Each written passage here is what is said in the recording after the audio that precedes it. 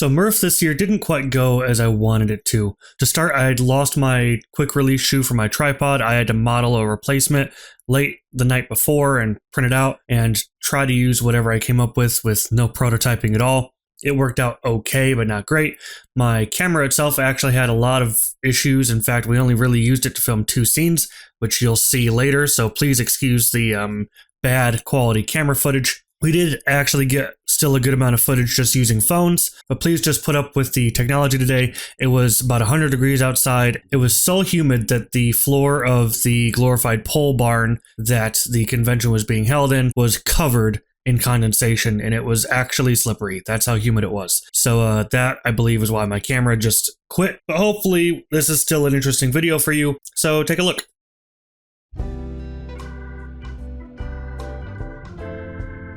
Hello, and welcome back to your weekday weekend.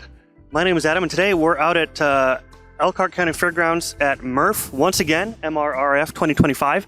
It is Sunday, June 22nd, 2025, and we're going to head in and see what we can find. There should be some good stuff in there, just like last year. Let's have a head in.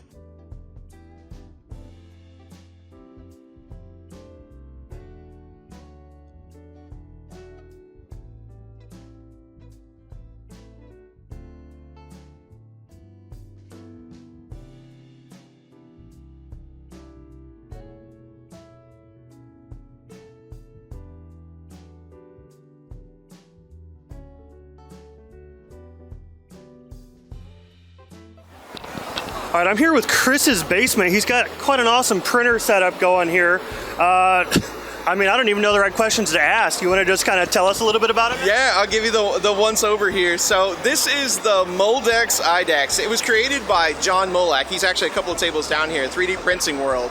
He designed this back in 2021, and they had partial kits available through LDO. Okay. Well, I bought one back in 2021, and I never built it.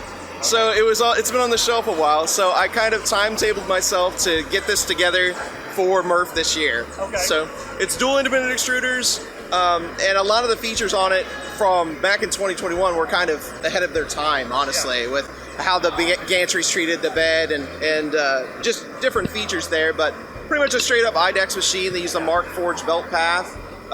Independent extruders, again, you can use them, in copy mode, mirror mode, or on the same print like we're doing here. Yeah, nice, man. I mean, compared to some of the other options out there, tell me about why build your own versus buy off the shelf. Because right now, that's kind of a hard decision to make. Yeah, honestly, I don't know that there's a lot of room for build your own anymore unless you're just that type of person. If you need something that's completely custom, that you want to your spec, building's the way to go. But it's kind of followed like the same thing in the PC market. We used to build our own PCs. It became way cheaper to buy one off the shelf. That's where 3D printing is. That's just the way technology goes. But the build is still really enjoyable, a lot of fun. You learn a lot. Yeah, all right, thanks, man. I really appreciate your time. Tell me about some of the other, really quick, about some of the other awesome builds. Some people may not even recognize the face to the build. Tell me about some of your most popular kind of downloaded models online so that they can put a face to the model. Yeah, probably the one that you've seen the most is we did the 3D printed claw machine. And you will see those at events, probably craft fairs, places that you go. Like MRRF 2024. MRRF 2024, I got some footage of it. So over the last couple of years, we've seen a lot of those pop up. I've even been to trick-or-treating with the kids at people's houses, and they have one. So that's kind of one of the best things we're known for, as well as the log 3D printer cut out of wood. Okay. We've probably seen that over many, many years now. We've been around for about 7 years on YouTube, so a lot of different projects. All right, well, I really appreciate your time, man. And again, everybody, check him out online all over the place. I'm sure printables and all those kind of places. Yep. Check him out. He's got some cool stuff. So thanks, guys.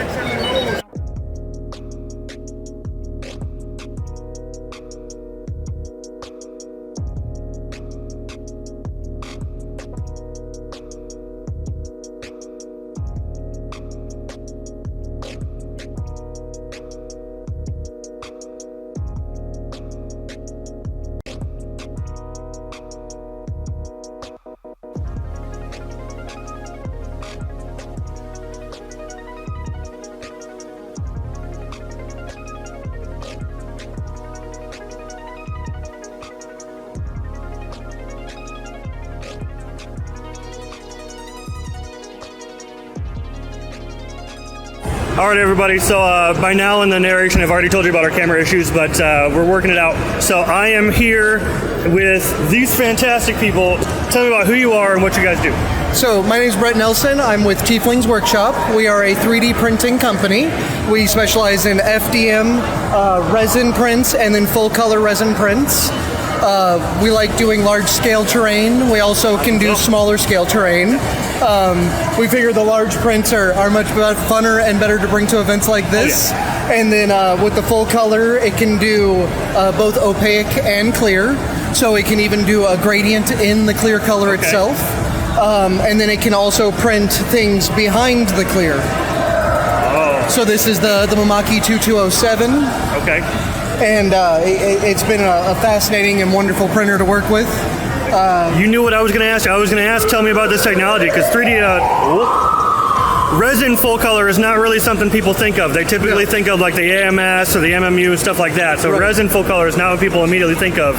So the way I always describe the way the printer works is it's closer to like a 2D photo printer. So it has the same little silver print head, except it has two of them. And so it'll spray out the material and it does a half cure, and then it will flatten the material and do the final cure. Okay. And so every layer of these prints is cured as it's printing. Okay. And then it uses wax as a medium to do support. So it can do very complex, fine details like her whip. Okay. And it prints it with no supports other than the wax, so there's no supports to pull off. Okay. And it's just in a water bath to get rid of it. Okay. So resin printing traditionally is a little bit more dangerous than FDM with the chemicals and things. How does this compare? More or less about the same? So the fluids are the same. They're still a UV curable. The white that is the structure of the material is a UV resin. And then the inks are UV inks. So you still need to be cautious of the fumes. You got to be cautious of your hands and the fact that UV resins can absorb into your skin. But I mean, as far as there's not like a ton more, so that's good that you're not getting all this extra and not having to deal with, tons and tons and tons of more risk. So that's really cool. All right, and I know I just asked you this off camera, but tell us a little bit about this and who the designer is and stuff like that, because we got to make sure we give credit to these amazing people. Absolutely. So this is the Stormcrow Mansion. I'm pretty sure it's by Stormcrow Scenery. We printed this around 3 years ago, so my memory's always a little foggy. This was around 1,500 print hours. It's a couple hundred parts that are glued together to make it up, and each floor is fully modeled both inside and out. All right. And it's got like a little kitchen, little fireplaces throughout. Nice.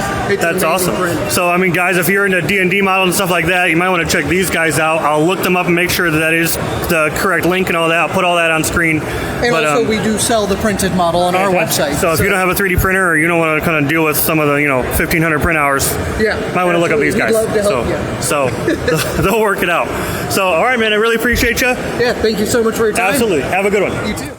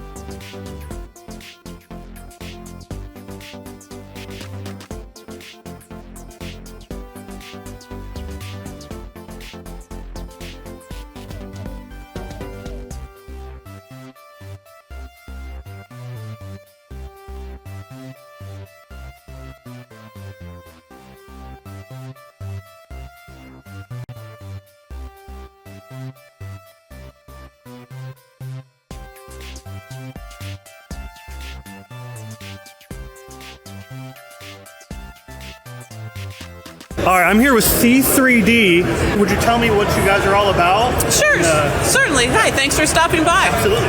Yes, we are C3D. We are a nonprofit that we make 3D models for people that are blind or have low vision. So we also, everything on this table is items that have been requested by or for people. We offer learning descriptions and guides for our models. So when someone gets a model, if they comes in the mail, we tell them how to orient it and gives them information on that product that they have requested.